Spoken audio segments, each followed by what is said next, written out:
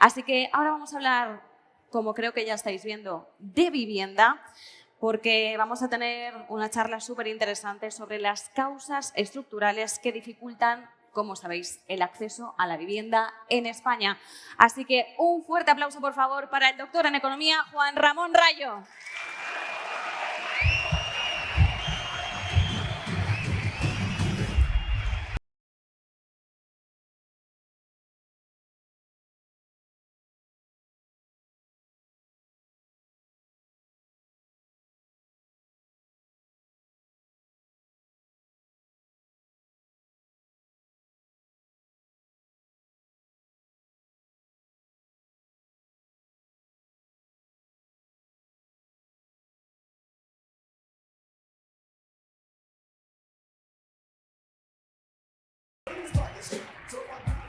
Bueno, muy buenos días.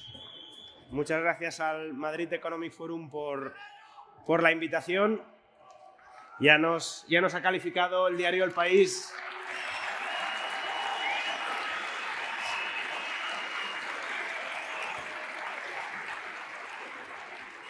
Ya nos ha calificado el diario El País como que estamos aquí haciendo una oda al capitalismo salvaje, pues hagamos la oda al capitalismo salvaje.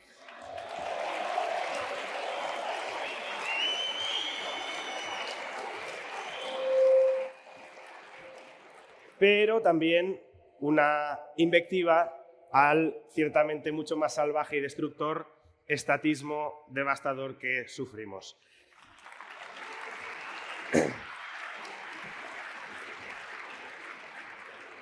Y esto lo quiero aterrizar al caso de la vivienda, porque ayer Dani Fernández, el profesor Daniel Fernández, os vino a decir que con el sistema público de pensiones español la juventud no tiene futuro.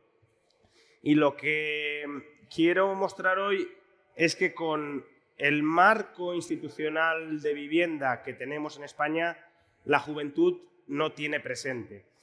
Y eso es algo que urge, por tanto, reparar, y urge reparar alejándonos de ese estatismo empobrecedor y avanzando hacia un capitalismo, que no sé si es salvaje, sino más bien civilizatorio.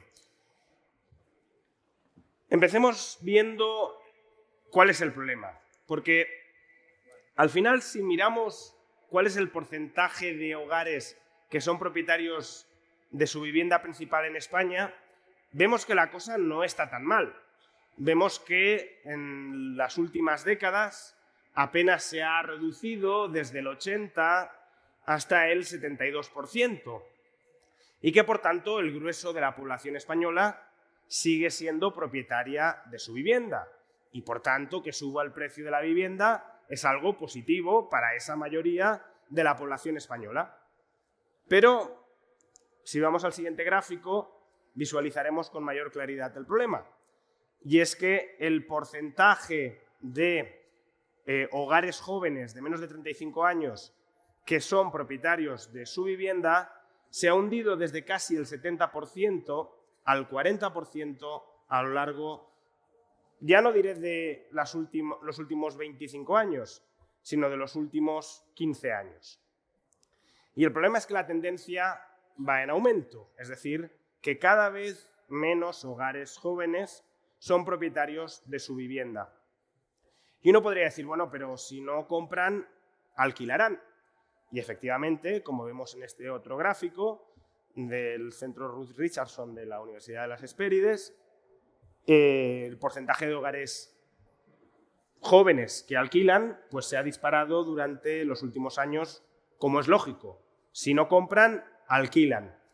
El problema es que no dejan de comprar para alquilar con el objetivo de construir un patrimonio financiero que les permita diversificar su cartera de activos, porque a lo mejor no quieran invertir en ladrillos, sino en otras cosas. Si miramos cuál es la riqueza mediana de los hogares de menos de 35 años, vemos que durante los últimos 15 años también se ha desplomado prácticamente hasta cero. Durante la primera década del siglo XXI rondaba los 80.000, 100.000 euros, riqueza mediana. Hoy está entre 0 y 20.000 según el año de la encuesta financiera de las familias. Y esto además coincide con muchos jóvenes que ni compran ni alquilan, sino que se mantienen en casa de sus padres porque no pueden hacer frente, como digo, ni a la adquisición de una vivienda, ni tampoco al alquiler de una de ellas. Por tanto, es bastante obvio que existe un problema de accesibilidad a la vivienda. Y ese problema de accesibilidad a la vivienda conlleva una serie de consecuencias, algunas conocidas, algunas bastante intuitivas y otras quizá no tanto. La primera, que todos entendemos muy bien, es el retraso en la edad de emancipación. En Roma se consideraba que uno devenía adulto cuando se emancipaba, cuando formaba su propia familia, cuando se salía de la órbita del pater familias dentro de la que había nacido. Y ese acto era la emancipación. Ahora emancipación es un término quizá algo más laxo, pero desde luego irse de casa de los padres sí es un salto cualitativo en el grado de independencia personal que uno adquiere y por tanto podemos equipararlo hasta cierto punto a salir del nido. Y cuanto más tarde se sale de casa de los padres, sobre todo si no tiene otro remedio la persona a su disposición, no sale antes porque no puede, más tarde se termina madurando y por tanto más se infantiliza la sociedad. Eso además va muy de la mano con la caída en la tasa de natalidad. No estoy diciendo ni muchísimo menos que la única causa de la caída de la tasa de natalidad sea la inaccesibilidad de la vivienda, porque también tenemos sitios, tanto dentro de España como fuera de España, donde el acceso a la vivienda es menos problemático y las tasas de natalidad tampoco repuntan. Pero sí sabemos que en el margen, no tener una vivienda, ya sea de alquiler o en propiedad, sí retrasa el momento en el que se decide ser padre o incluso si se renuncia a ser padre. En tercer lugar, no ser propietario de vivienda y no tener ni siquiera autosuficiencia financiera como para poder pagar tu vivienda, el alquiler de tu vivienda con tu ahorro patrimonial, lo que genera es una mayor dependencia del Estado, una menor independencia financiera y por tanto una mayor dependencia de lo que el Estado decida darte, de lo que el Estado decida asignarte. Esta pérdida de independencia financiera ya la hemos padecido en múltiples frentes. La hemos padecido en educación, la hemos padecido en sanidad, la hemos padecido en las pensiones. Todo esto nos lo han arrebatado, todo esto lo ha copado el Estado y si el Estado no nos lo da, es muy difícil que podamos acceder a ello. Pues con la vivienda está empezando a suceder algo parecido y se quiere profundizar en este proceso. Si no es el Estado el que nos da vivienda, no tenemos vivienda y por tanto le debemos incluso al Estado el tener un techo bajo el que residir. E imaginad una sociedad que le deba al Estado la pensión, el hospital, la escuela o el techo en el que reside, es una sociedad anestesiada y amansada frente a ese Estado. ¿Quién va a querer rebelarse contra el que le provee de todo? Decía Thomas Sachs, no obstante, que el refrán señala que no has de morder la mano que te da de comer. Y añadía Thomas Sachs, salvo que esa mano sea la que te impide alimentarte. Y en este caso estamos muy cerca de ello.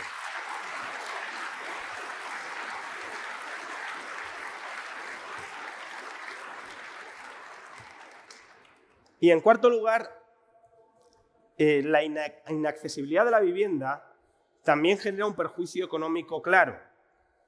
Y es que, como ahora vamos a ver, los crecientes precios de la vivienda y del alquiler lo que hacen es absorber un porcentaje creciente del salario de los jóvenes que acuden a una gran ciudad a poner en valor los conocimientos que han adquirido después de una vida adolescente de aprendizaje. Esto lo podemos ver como una merma en el retorno efectivo que tiene la educación, la inversión en educación sobre los estudiantes. Si no estudiando me tengo que quedar en mi pueblo trabajando en el campo o trabajando en un comercio local con un sueldo bajo y estudiando puedo optar a un sueldo más alto en una gran ciudad, pero buena parte de ese sueldo más alto me lo termina absorbiendo el alquiler, pues entonces a lo mejor me conviene más no estudiar y quedarme en mi pueblo y trabajar en un puesto de comercio local que estudiar, irme a una gran ciudad y pagar un alquiler que se me va comiendo todo el sueldo extra. Con lo cual, eso desincentiva la acumulación de capital humano dentro de una economía. Algo que hasta la fecha, veremos qué sucede con la inteligencia artificial, pero que hasta la fecha ha sido el principal motor del crecimiento económico de todas las sociedades. Por tanto, los problemas que estamos viendo en el ámbito de la vivienda no son ni mucho menos baladíes, sino que tienen múltiples dimensiones futuras. ¿Y cuáles son las causas inmediatas del problema de la vivienda? ¿Por qué los hogares jóvenes cada vez son menos propietarios de vivienda? ¿O por qué, aunque alquilen, no tienen margen para ahorrar en otros activos financieros? Bueno, esto es algo de perogrullo, pero conviene constatarlo, y es el vertiginoso aumento del precio de la vivienda que hemos experimentado durante los últimos años. En términos nominales ya estamos al mismo nivel que en el pico de la burbuja. En términos reales todavía no, pero nos vamos acercando.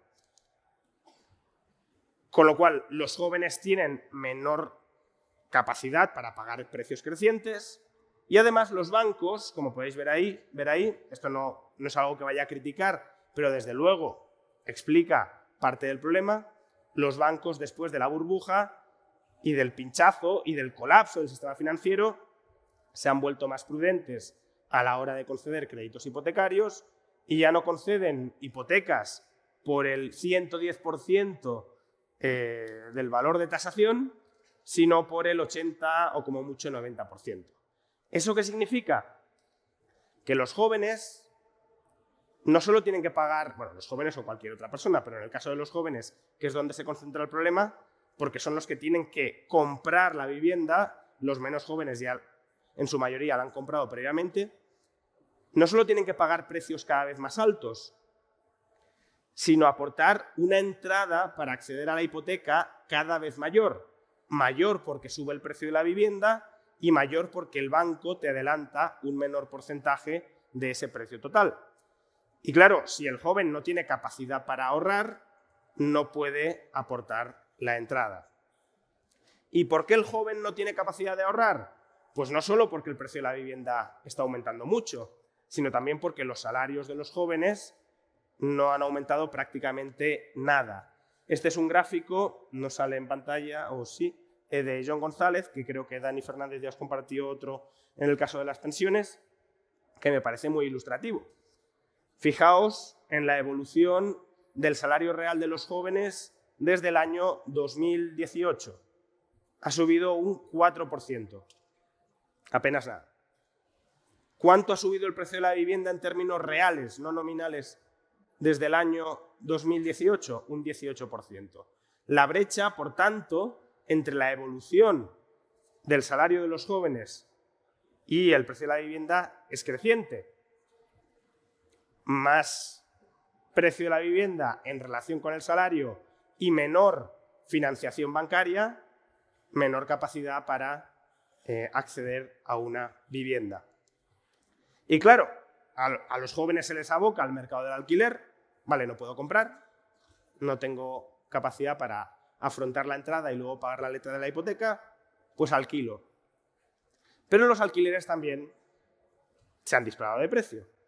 Como podéis ver, están en términos nominales, este gráfico es nominal, pues alrededor de un 60% por encima del nivel del año 2008, durante la burbuja.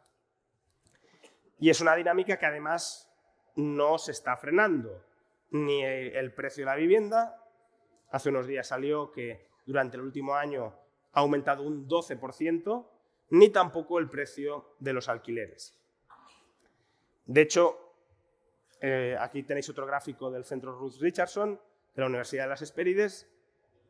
Como veis, los hogares españoles, ni siquiera los jóvenes, esto es para todos los hogares, si extractáramos los jóvenes todavía sería peor, tienen que destinar el 40% de sus ingresos a hacer frente a los alquileres, el mayor esfuerzo de toda Europa. Claro, los alquileres absorben toda la capacidad de ahorro de los jóvenes y el ahorro requerido para entrar a comprar una vivienda cada vez es mayor. No tengo capacidad de ahorro y el ahorro mínimo necesario cada vez es más amplio. Por tanto, la barrera para poder llegar a ser propietario es cada vez más inabarcable. Como os decía, estas son las causas inmediatas del problema. ¿Cuáles son las causas que podríamos llamar intermedias? ¿Por qué los precios se están disparando como se han disparado? Bueno, pues aquí entra la dinámica de la ley de la oferta y la demanda, por mucho que algunos la quieran negar de manera continuada.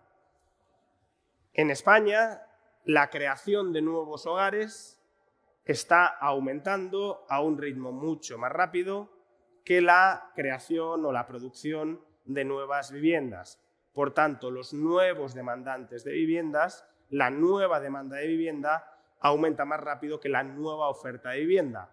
Más demanda que oferta, ¿cómo se equilibra el mercado? Con precios cada vez más altos. Y fijaos que la tendencia no es a que se frene esta dinámica, sino a que se siga acelerando.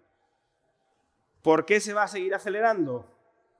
Pues porque la creación neta de hogares está movida, en primer lugar, por un crecimiento poblacional basado, sobre todo, no en la natalidad interna, que está desmoronada, sino en la atracción de población extranjera para incorporarla a la economía española. Lo cual tiene algunas ventajas, pero desde luego, en el caso de la vivienda y con el marco institucional que luego describiremos, tiene un inconveniente muy claro, y es cada vez hay más población en España que demanda vivienda y no hay más viviendas disponibles. Por tanto, más demanda, misma oferta, precio cada vez más alto. Y el modelo de crecimiento poblacional basado en la atracción de población inmigrante, despreocupándose totalmente de solucionar el problema de la vivienda, es en gran medida una decisión política que está muy relacionada con el problema de las pensiones, en el que no voy a entrar porque ya os hablaron de él. Se ha apostado todo el equilibrio del sistema de pensiones a que en los próximos 10 años entren en España alrededor de 10 millones de nuevos inmigrantes. Por tanto, claro, si van a entrar entre 7, 8, 9 o 10 millones de nuevas personas, digo yo que algo habrá que construir, porque si no los precios obviamente no van a encontrar límite. Pero la inmigración no es la única razón por la cual está aumentando la demanda de vivienda. Una segunda razón es que cada vez los hogares tienen un tamaño más reducido. El tamaño medio del hogar cae. Es decir, las familias cada vez son más pequeñas. Si antes una familia promedio podía ser de 3 personas, ahora es de 2 o de menos de 2. Y esto lo vemos con mucha claridad en la evolución de los hogares unipersonales, hogares compuestos por una sola persona.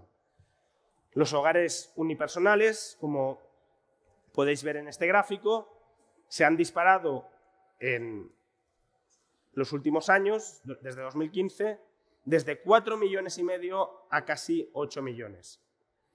Claro, si hay más hogares unipersonales, hay más demanda de vivienda.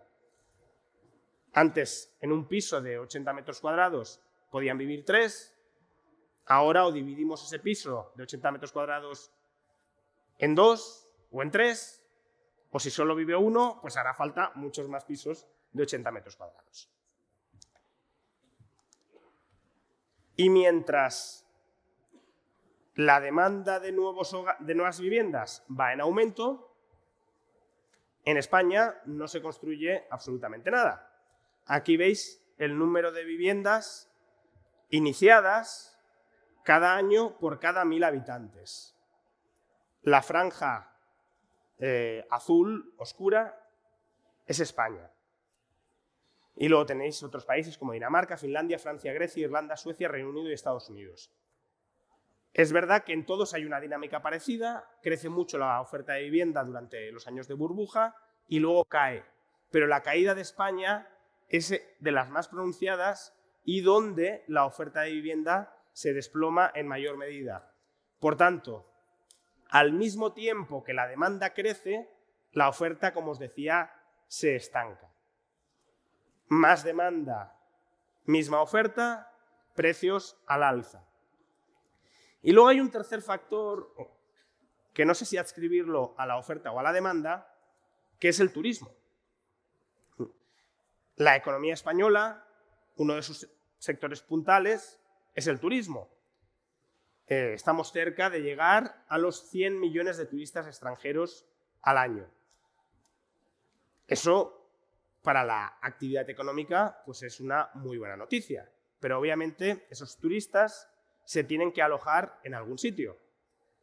O se alojan en hoteles, o se alojan en locales o en viviendas que se reconvierten para alojar a esos turistas. Y creo que muchos de vosotros ya os habréis, al intentar acudir a este evento, os habréis topado con algunas de las dificultades y de los cuellos de botella que ya existen en grandes ciudades en materia de alojamiento. Es decir, encontrar alojamiento en una gran ciudad a precios más o menos razonables durante eventos multitudinarios como este no es algo fácil. Y si se estrecha todavía más la oferta turística de alojamiento turístico, aún será más complicado. Entonces, obviamente se puede decir, no creemos más alojamiento turístico y prioricemos el alojamiento para vivienda, pero la contrapartida de eso es estrangular el sector turístico, del que también vive muchísima gente. Aquí veis, por ejemplo, pues el porcentaje de viviendas turísticas sobre el parque residencial total por comunidades autónomas. En algunas comunidades autónomas es un porcentaje que no es menor, en torno al 5 o 6%, pero en otras, como Madrid, no llega al 1%. Por tanto, pudiendo ser un factor que explique algo la evolución de los precios de la vivienda, porque detrae oferta residencial, desde luego no es ni mucho menos el factor predominante que explica la evolución al alza de los precios. Pero bueno, sí es un factor a tener en cuenta. Entonces, estas son las causas intermedias. ¿Y cuáles son las causas últimas del problema de la vivienda? Bueno, si permitiéramos construir mucho más, podríamos tener más alojamiento para turistas, podríamos tener más vivienda para los jóvenes que deseen emanciparse y comprar una vivienda y amasar su patrimonio, en parte, a través de la vivienda. ¿Pero qué significa exactamente construir más? A ver, de entrada, algo muy elemental. Si no se construye nada y la demanda crece, como es lógico, el precio va a seguir aumentando, como en una subasta. Si solo tenemos una unidad de un bien para subastar y cada vez vamos sobrepujando por ese bien, el precio de ese bien no tiene límite al alza potencial. Por tanto, lo que tenemos que intentar hacer es que a mayor precio, mayor oferta, es decir, que podamos producir más, que se pueda producir más vivienda cuando aumenta el precio. Pero cuidado, lo que nos interesa no es solo que aumente la oferta de vivienda a mayores precios. Lo que nos interesa es bajar el coste de producir nueva vivienda para que puedan bajar los precios. Es decir, lo que nos interesa en términos económicos es poder desplazar a la derecha la curva de oferta de vivienda. Lo que nos interesa es que para una misma demanda el precio de equilibrio de la vivienda sea más bajo que en la actualidad. ¿Y esto cómo lo podemos hacer? Pues bajando los costes de los inputs, mejorando la tecnología, la productividad a la hora de producir vivienda. Primero, uno de los principales costes de construir vivienda y que además es un coste artificialmente inflado por la escasez artificial generada por el proceso político, es el suelo finalista. El suelo en España no es libre, está completamente regulado por la política, justamente para poder hacer negocio con él. Y al regular la oferta de suelo finalista, se genera escasez artificial del mismo y al generar escasez artificial, su precio se dispara. Es más, incluso el suelo que los ayuntamientos ya califican como urbanizable, es decir, no estamos hablando de suelo rural, de suelo que se podría urbanizar si los políticos lo permitieran, sino de suelo que los políticos ya califican como urbanizable, pues como no desarrollan adecuadamente el plan para urbanizarlo, se queda vacío, se queda sin utilizar. Aquí tenéis una estimación del BBVA sobre cuántas nuevas viviendas se podrían construir por comunidad autónoma en el suelo que ya está declarado como urbanizable. Y como veis, hay comunidades donde la oferta de viviendas, el stock de viviendas, se podría llegar a duplicar. En el conjunto de España podría aumentar un 35% el stock de viviendas, solo aprovechando el suelo que los ayuntamientos ya califican como urbanizable, pero que, como no lo han desarrollado suficientemente a través de sus planes generales para que se pueda urbanizar, pues está inutilizado. Por tanto, primera medida para solucionar este problema, liberalizar o al menos flexibilizar mucho el uso del suelo. En segundo lugar, otra de las causas que ha provocado la insuficiente disponibilidad de nueva vivienda a costes asequibles, a precios asequibles, es el aumento de los costes de la vivienda. Durante los últimos años, los costes de construcción han aumentado en todo el mundo de manera considerable. Aquí tenéis, por ejemplo, la evolución del coste de construcción en España. Como veis, a partir del año 2020 pasa de aproximadamente 100 hasta el entorno de 130-140. Esto es un aumento de costes nominal del 30-40% que es estructural. Y esto hay que ponerlo además, o ha de ir de la mano, de un problema que cada vez nos vamos a encontrar más, y es la falta de mano de obra cualificada en el sector de la construcción. Las profesiones especializadas en el sector de la construcción van envejeciendo y no hay reposición poblacional. Y aunque puede parecer una profesión pues, menos intelectualmente sofisticada que una ingeniería, desde luego es una habilidad que muchos no tenemos y que por tanto no es fácil de sustituir. Y es algo que se tiene que adquirir y que se adquiere con la experiencia y que si no se ha adquirido no es fácil meterte de primeras a hacerlo. Esa falta de mano de obra cualificada es un cuello de botella que encarece, obviamente, la posibilidad de construir nueva vivienda.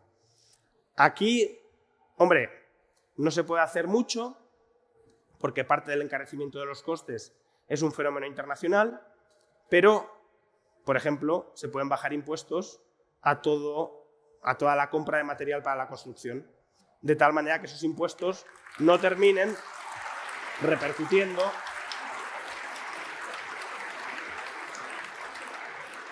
sobre el consumidor final. En tercer lugar, otro problema con el que nos estamos enfrentando, por el cual cada vez hay menos oferta barata, son los costes regulatorios. Es decir, todo lo que encarece la construcción de vivienda, las exigencias que les establece la administración a los constructores. Me tienes que construir la casa de esta manera y con estas dimensiones.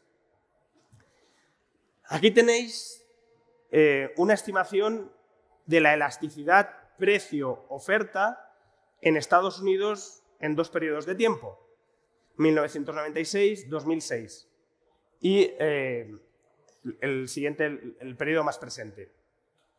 Y como veis, la elasticidad ha caído. Es decir, por cada punto que aumentan los precios de la vivienda en Estados Unidos, se construye menos que antes. ¿Por qué? Porque se han encarecido los costes regulatorios de construir. Se les ha ido poniendo cada vez más complicado construir a los promotores y constructores de vivienda. Y eso, obviamente, ataca la mejoría de la productividad a la hora de construir nueva vivienda y, por tanto, la encarece. Un ejemplo muy claro, que además ayer tuvimos aquí a una ponente que de esto algo sabe. Limitación de alturas de la vivienda en las distintas ciudades o comunidades autónomas de España. Claro, si tú limitas, por ejemplo, por regulación, el número de alturas que puede tener un inmueble, pues entonces no puedes utilizar economías de escala a la hora de construir viviendas y, por tanto, estás incrementando mucho el coste por vivienda. Si nos ponemos en el extremo, imaginad que la ley exigiera que cada vivienda ha de ser unipersonal. Pues bueno, creo que todos entendemos que si una vivienda unipersonal es mucho más cara de construir que una vivienda dentro de un bloque de viviendas. Por tanto, cuanto más limites las alturas, más estás encareciendo el coste por vivienda. Y lo digo porque ya sabéis que Esperanza Aguirre limitó el número de alturas a 3 de viviendas en Madrid.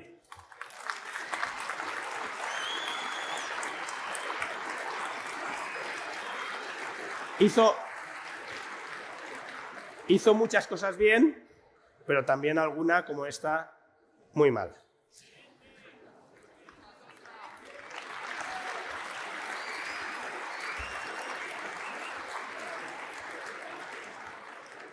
En cualquier caso, este es un problema general.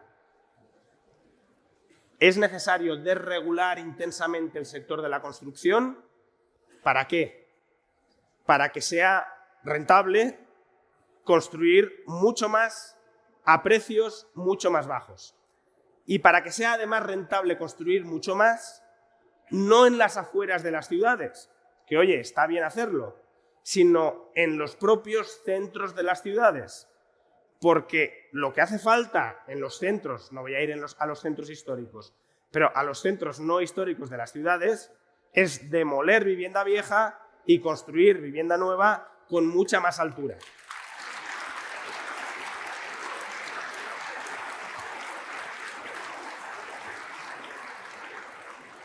Porque solo así, utilizando la dimensión vertical, puedes incrementar la oferta de nueva vivienda en los centros de las ciudades, por definición. Y si la regulación no lo permite, obviamente no va a haber ningún incentivo a que un fondo compre un edificio de viviendas pagándoles muy bien a cada uno de sus propietarios para que les vendan cada una de sus viviendas, lo tumbe y construya un edificio mucho más alto. Cuarto problema al que nos hemos enfrentado o nos estamos enfrentando, expulsión regulatoria. Ya no se trata solo de costes regulatorios, se trata de que el exceso de regulación, las malas regulaciones y la incertidumbre sobre las futuras regulaciones expulsan la inversión y expulsan la oferta de vivienda. Aquí tenéis un ejemplo, si queréis, anecdótico, pero bueno, significativo en cualquier caso, sobre cómo ha evolucionado la oferta de vivienda en alquiler en España desde que se aprobó la Ley de la Vivienda para facilitar el acceso a nuevas viviendas en España. ¿Qué ha sucedido? Pues en términos generales se ha desmoronado la oferta de vivienda en alquiler. ¿Por qué? Porque si tienes un desequilibrio entre la oferta y la demanda y lo que haces es perseguir y reprimir la oferta, pues entonces la oferta se te cae. Se te cae en el presente y, lo que es más importante, se te cae en el futuro. Porque lo que necesitamos es mucha más inversión que se movilice, ya sea dentro o que entre desde fuera, mucha más inversión en el sector de la vivienda. para mejorar la productividad y para construir muchas más viviendas. Y si no hay certidumbre regulatoria y simplicidad regulatoria y ligereza regulatoria a la hora de regular el sector, pues obviamente todo este capital se irá a otro lado, y no a otro lado de España, a otro lado del mundo.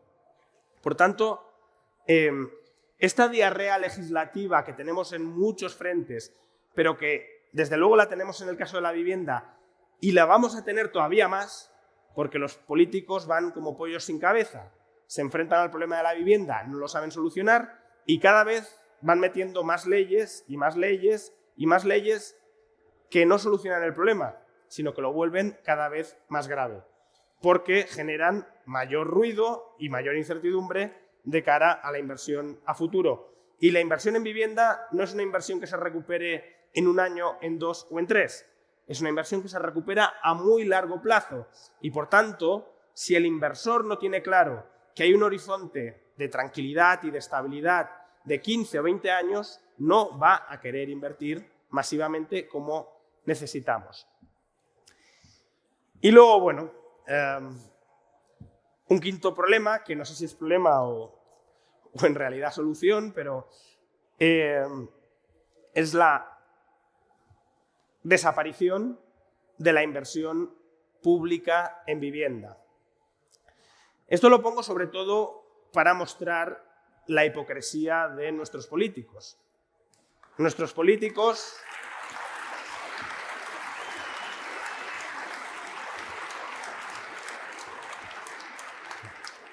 no sé por qué aplaudís cuando hablo de la hipocresía de los políticos y es la cosa más sabia del mundo, ¿no?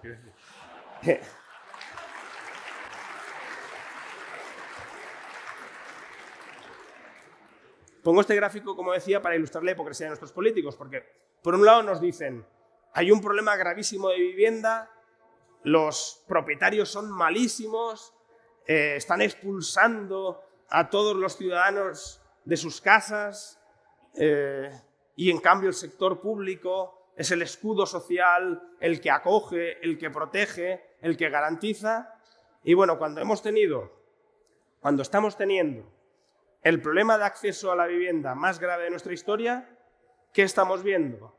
La menor inversión pública en vivienda de toda la historia. Por tanto,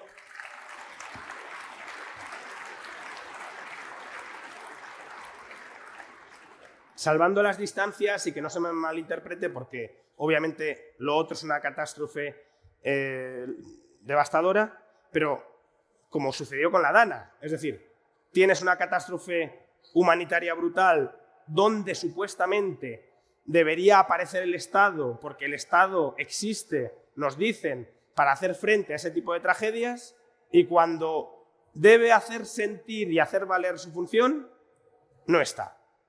Pues aquí 3/4 de lo mismo.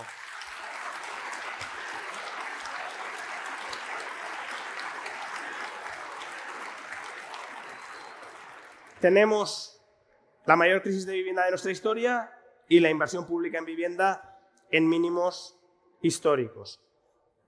¿Por qué? No porque nuestros políticos no quieran invertir en vivienda, que yo creo que tienen buenos incentivos, como os he dicho antes, a hacerlo para crear redes clientelares, básicamente. Tienen el incentivo a que el sector privado no resuelva el problema de la vivienda y a que lo tengan que resolver ellos para que la gente les deba tener un hogar. Y por tanto, si la gente les debe a los políticos tener un hogar, obviamente la gente pasa a depender del sector público y pasa a estar incorporada casi como un miembro del Estado más. Pero aquí nos topamos con otra de las consecuencias de la crisis del sistema de pensiones de la que os habló el profesor Daniel Fernández, y es que cada vez más parte del presupuesto público lo va absorbiendo el sistema de pensiones. Y por tanto no queda presupuesto para nada más. No queda presupuesto para construir vivienda pública, ni para venderla, ni para alquilarla. Y esto, como digo, algunos lo verán como una tragedia, porque quienes consideren que el problema de la vivienda se tiene que solucionar a través de vivienda pública pues que el sector público no esté invirtiendo será una tragedia. Yo creo que o deberíamos verlo como una oportunidad. Es decir, si es verdad que el Estado no va a poder invertir masivamente en vivienda, como la socialdemocracia dice que debería estar invirtiendo en estos momentos de crisis de vivienda, pues si el Estado no va a hacerlo, que no impida que otros lo hagan. Es decir, lo que no es de recibo es que ni coma ni deje comer. Lo que no es de recibo es que ni construya ni deje construir. Y eso es justamente lo que está haciendo.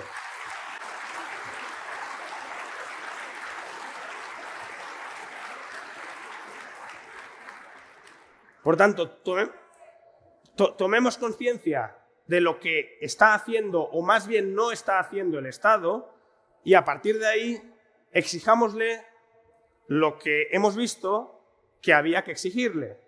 Es decir, liberalizar el suelo, bajar impuestos sobre el proceso de construcción y sobre el proceso de compraventa de vivienda y desregular urbanísticamente el sector para poder aumentar la productividad y, por tanto, bajar los precios.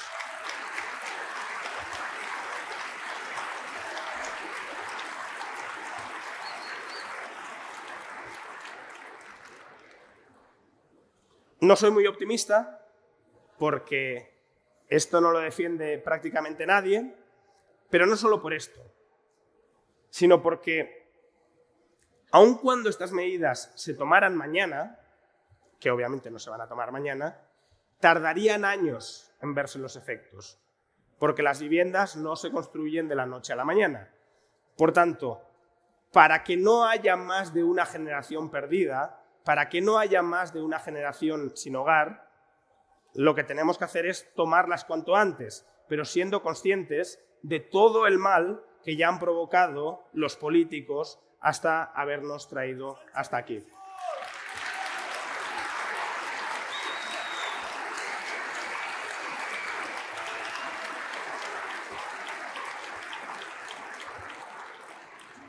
Pues muchísimas gracias a todos. Siento no terminar con un mensaje más optimista, pero es lo que nos permite nuestra clase política.